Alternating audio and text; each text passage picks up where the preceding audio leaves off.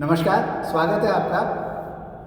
पंच दिवसीय दीपोत्सव धनतेरस से प्रारंभ हो रहा है। आज हमारे साथ आचार्य श्री कमलेश जी महाराज हैं। महाराज जी, स्वागत है आपका। राधे राधे। और महाराज जी की विशेषता ये है कि ये ज्योतिष के मर्मज्ञ, कर्मकांड के मर्मज्ञ और अपने सहज सरल उपायों के माध्यम से आम जन को कष्टों से मुक्ति दिलाने के लिए सदैव प्रयासरत रहते हैं। महाराज जी का स्वागत करते हुए मैं महाराज जी से निवेदन करूंगा कि धनतेरस का ये पावन पर्व इस वर्ष किस तारीख को मनाया जाएगा, किस वार को मनाया जाएगा। इस धनतेरस पर आम जन को क्या खरीदना चाहिए, क्या नहीं खरीदना चाहिए, इसके बारे में जो भ्रांति है उस पर भी प्रकाश डालें और क्या खरीदना शुभ है और आरोग्यता के लिए हमें क्या करना चाहिए। महाराज जी, आम जन को आपकी विशेषज्ञ परामर्श से आप लाभ प्रदान करने का। राधे राधे। जय श्री कृष्णा। आपने बहुत अच्छा प्रश्न पूछा है, क्योंकि जो जो त्यौहार नज़दीक आ रहा है त्यों त्यों काफ़ी भ्रांतियाँ देखने को मिल रही है। इसमें जो आपने धनतेरस को लेकर के कब मनानी चाहिए, जो क्वेश्चन किया है, इस विषय को लेकर के काफ़ी भ्रांतियाँ देखने को मिल रही है। इस बार जो धन त्रयोदशी है वो 18 अक्टूबर 2025 शनिवार को मनाई जाएगी और इस दिन मनाना ही श्रेष्ठ रहेगा, क्योंकि ये जो पंच दिवसीय दीपोत्सव त्यौहार है या ये जो उत्सव है, इसमें जो प्रथम 3 दिन है धन त्रयोदशी, रूप चतुर्दशी एवं दीपावली लक्ष्मी पूजन, ये तीनों ही उत्सव, तीनों ही त्यौहार रात्रि तिथि प्रधान त्यौहार है। यानी इन रोज रात्रि को धन त्रयोदशी रहनी चाहिए, रात्रि को धन चतुर्दशी रहनी चाहिए और रात्रि को अमावस्या रहनी ही चाहिए। अगले जो 2 दिन हैं वो उदयकालीन तिथि प्रधान त्यौहार है, यानी अन्नकूट जो है वो उदयकालीन तिथि ली जाती है और भाई दूज जो है उसमें भी उदयकालीन तिथि ली जाती है। तो इस बार 18 तारीख को 12:19 पर धन त्रयोदशी आ रही है, क्योंकि शास्त्र में साफ साफ देखने को मिलता है कि कार्तिकस्या शुक्ले पक्षे त्रयोदश्याम निशामुखे यम दीपम बहिर्दद्यात् अपमृत्यु विनश्यति।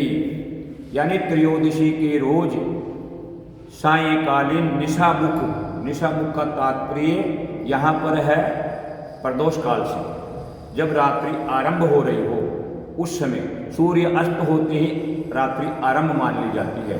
तो ऐसे समय पर अगर आप अपने घर के बाहर यम के निमित्त दीप दान करते हैं तो अपने परिवार वालों को आप अपमृत्यु से बचा लेते हैं, ऐसा शास्त्र कहते हैं। साथ ही दीपक जला करके आपको यमराज से प्रार्थना करनी चाहिए, ये कहना चाहिए कि हे यमराज जी, हम आपके लिए दीप का दान कर रहे हैं और इस दीप के दान से आप प्रसन्न होइए और प्रसन्न होकर के हमारे परिवार के जितने भी सदस्य हैं उनको आप अपमृत्यु से बचाइए, अपमृत्यु का हरण कर लीजिए। महाराज जी, एक प्रश्न और बीच में आपको रोकूंगा जी। कि ये जो दीपक अपन यम दीप जलाते हैं, ये किस दिशा में जलाना चाहिए? हाँ, ये बहुत अच्छा प्रश्न किया आपने, क्योंकि आम आदमी क्या करता है, घी का दीपक बाहर गेट पर रख लेता है और हो गया। ऐसा नहीं करना चाहिए।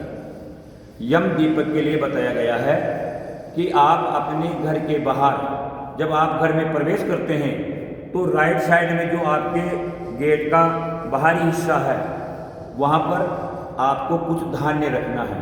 धान्य आप पत्तल में भी रख सकते हैं, प्लेट में भी रख सकते हैं या अन्य कोई पात्र में भी रख सकते हैं। धान्य का तात्पर्य मेरा यहाँ आपसे बता देता हूँ, चावल भी हो सकते हैं, जौ भी हो सकते हैं, गेहूँ भी हो सकते हैं, या जो आपके पास धान्य हो वो आप रखें और उसके ऊपर मिट्टी का दीपक रखें और मिट्टी के दीपक के अंदर तेल पूरित करें। ये दीपक घी का नहीं होता है, इसमें आपका सबसे श्रेष्ठ जो तेल बताया गया है वो तिल का तेल होना चाहिए और उसमें बत्तियां 2 प्रकार की होती है। एक फूल बत्ती होती है जो सीधी रहती है दीपक के अंदर, और एक होती है आड़ी बत्ती जिसे अपन मले करके बनाते हैं। तो उसको आप दक्षिण की तरफ उस बत्तिका का मुख होना चाहिए। जो बत्ती आप लगा रहे हैं उसका मुख दक्षिण दिशा की तरफ होना चाहिए। दक्षिण दिशा की तरफ बत्ती का मुंह करके आप उस दीपक को जलावें और यमराज से प्रार्थना करें कि मैं आपके निमित्त ये दीपक जला रहा हूँ, मेरे परिवार में किसी भी प्राणी का अपमृत्यु न हो। महाराज जी, धनतेरस को क्या खरीदना शुभ है? इसके बारे में बहुत सारी भ्रांतियां हैं। कुछ बर्तन खरीदते हैं, कुछ चांदी खरीदते हैं, कुछ और सामान खरीदते हैं। तो इस पर प्रकाश डालेगा आम जन सुख शांति के लिए, आरोग्यता के लिए क्या खरीदे जिससे जीवन में सुख शांति बनी रहे? हाँ, ये भी अच्छी बात पूछी आपने, क्योंकि प्रत्येक व्यक्ति एक दूसरे को देख करके कई बार अनावश्यक चीज़ें ले आता है घर के अंदर जो नहीं लानी चाहिए। धन त्रयोदशी के रोज मुख्य रूप से जो श्रेष्ठ धातुएं मानी गई है, जैसे सोना हुआ, चांदी हुई, कांस्य हुआ, ताम्र यानी तांबा हुआ या पीतल, इन धातुओं से संबंधित बर्तन या सिक्के ही खरीदने चाहिए या आभूषण खरीदना चाहिए। कई बार लोग स्टील का सीधा सीधा तात्पर्य जाता है लोहे से, तो लोहे का कोई पात्र इस रोज नहीं खरीदना चाहिए। अगर आप लोहे का पात्र खरीदते हैं तो वो आपके लिए शुभ नहीं माना जाएगा। साथ में आपको क्या करना है, इस रोज एक झाड़ू और जो मोटा वाला नमक आता है साबुत, वो भी आपको खरीद के लाना चाहिए।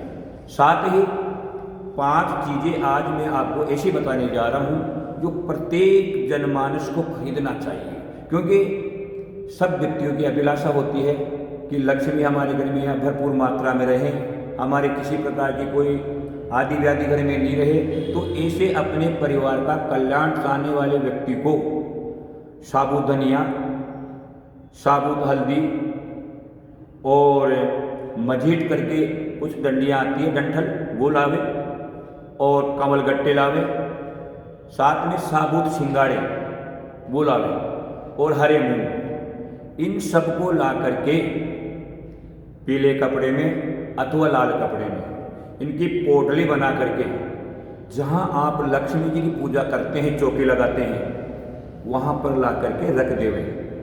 और जो नमक के बारे में मैंने आपको बताया, ये आपके मकान के नॉर्थ ईस्ट वाले कोने में एक कांच की अथवा जो चीनी मिट्टी होती है उसकी बाउल में रख करके स्थापित कर दें। झाड़ू आप ऐसी जगह रखें जो प्रत्येक आने जाने वाले व्यक्ति को दिखाई न दे, क्योंकि जो झाड़ू है इसको भी लक्ष्मी का रूप माना गया है।